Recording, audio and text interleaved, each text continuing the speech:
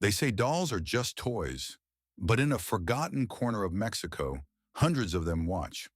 Some smile, others weep, and all have eyes that never blink. Welcome to the island of the dolls, where every glass stare could be the last thing you ever see. The boat cuts slowly through the dark waters of Xochimilco. The air is heavy, humid, and each stroke of the oar seems to push you farther from the city and closer to something that doesn't belong to this world. Between the silent canals, twisted trunks rise like forgotten sentinels, and hanging from them, hundreds of mutilated dolls sway in the wind. Cracked heads, faded eyes, missing limbs, each one staring at you as if it knows you're already too late to turn back. A faint rustle runs through the vegetation, but there are no birds, no insects, only the hollow creak of wood. It's as if the island itself has trapped its breath, watching, waiting. And then, among the branches, you swear you see a doll turn its head, not because of the wind, but because it's alive. They say that long before the dolls, there was only silence and water. It was in that silence that a little girl, her name lost to time, fell into the canal and drowned. No one knows if it was an accident or if invisible hands pulled her to the bottom.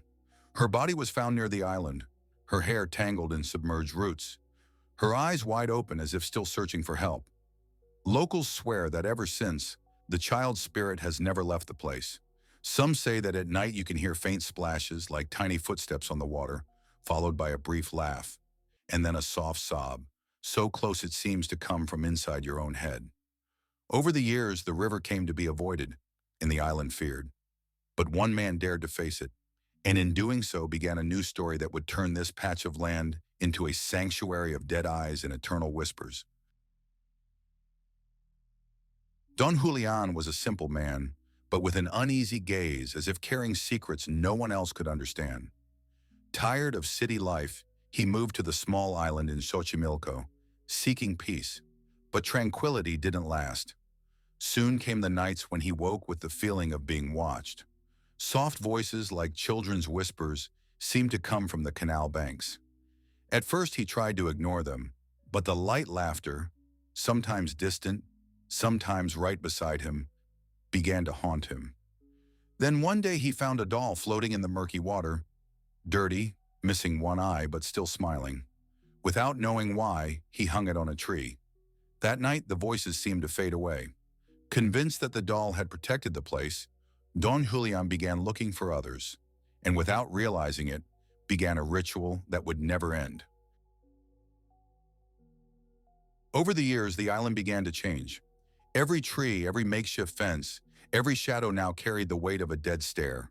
Dolls of all sizes, taken from trash heaps, given by locals, or found drifting in the canal, were hung by Don Julian with almost religious care. Many had no arms, others bore cracked glass eyes that caught the light as if tracking every step. Some were naked, their plastic skins stained by sun and rain, covered in moss and spiderwebs. Don Julian said each doll was a guardian, an offering to the girl's soul, and that the more there were, the stronger the protection against evil would be. But over time, visitors began to wonder if those figures weren't just guarding, but trapping something that should never be set free. The first to notice were the fishermen. They told of rowing at night and seeing dolls swaying against the wind, as if touched by an unseen hand. Others swore their eyes shifted direction, discreetly following every movement. Tourists reported hearing children's laughter coming from deep within the trees, followed by quick footsteps in the vegetation. Footsteps that stopped the moment someone got close. Some felt small hands tugging at their clothes, but when they turned around, no one was there. Once a woman claimed she saw a doll wink at her, and when she tried to take a picture, the camera froze and all the images vanished. It didn't matter how many tried to explain it away as wind, shadows, or imagination. On the island of the dolls, the impossible seemed to hide just long enough for you to doubt your sanity before showing itself again. Don Julian lived as if the world beyond the canal no longer existed. His days began early, retrieving dolls from the water or accepting those visitors brought as offerings. He spent hours hanging them carefully, speaking to them as if they were old friends. At night, he would sit by the dock, listening to the water and sometimes answering voices no one else could hear. His small hut was simple: wooden walls, a narrow bed, and shelves lined with smaller dolls, arranged as if they watched over his sleep. Over time, the line between devotion and obsession became invisible. Some said Don Julian spoke more with the dead than with the living. Others swore he was not alone, that the island had, in some way, accepted the man as part of itself. In 2001, the island's routine was shattered forever. That morning, Don Julian's nephew arrived to deliver supplies and found him floating in the canal, his body motionless, his straw hat drifting nearby. The most disturbing detail? He was in the exact same spot where, decades earlier, the drowned girl had been found. Some say it was mere coincidence, a heart attack or exhaustion. Others believe that after so many years, the child's spirit finally called him to join her. There were those who swore that, in the days before his death, Don Julian kept saying the girl visited him in dreams, asking to play in the water. Since his death, many visitors claim to feel a different presence on the island, as if Don Julian still lingers there, tending to his doll and watching everyone who dares to set foot on that land. After Don Julian's death, the island was never the same. The silence took on a different weight, as if each doll mourned the absence of its keeper. But solitude didn't last. Curious visitors began arriving on boats guided by locals, turning the place into a macabre attraction. Tourists took photos, laughed nervously, until they noticed some dolls looked new, though no one admitted placing them there. Local guides tell stories of cameras malfunctioning, voices emerging in recordings, and visitors who swear they heard footsteps on the trail, even when alone. Others claim to feel a chilling shiver when passing the spot where Don Julian died. And some say they've seen his reflection in the water, even when no one else was around. The island is now half legend, half spectacle, but for those who believe, it remains a place where the veil between the living and the dead is dangerously thin. Xochimilco has always been a place where stories intertwine like the submerged roots of its canals.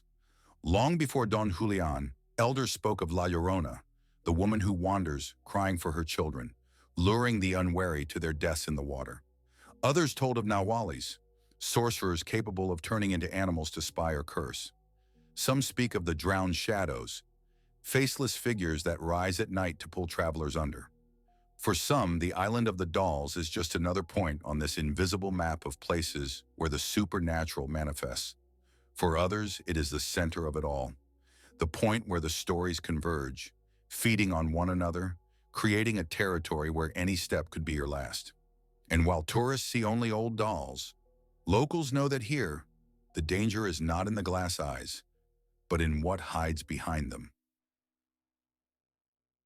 As you leave the island, it's impossible not to feel that something was left behind, or that something came with you.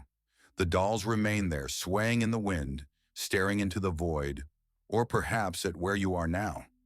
Some seem to smile, others cry silently under the rain. It's easy to believe it's all just legend, that fear is born only from imagination. But as the boat drifts away and the sound of the water blends with a distant whisper, you wonder, what if Don Julian is still there, unseen, watching every visitor as he did in life? And what if the drowned girl never rested, using the dolls as eyes to watch the world? Perhaps the island is only wood, plastic, and silence. Or perhaps it is a door always open to something none of us are ready to face.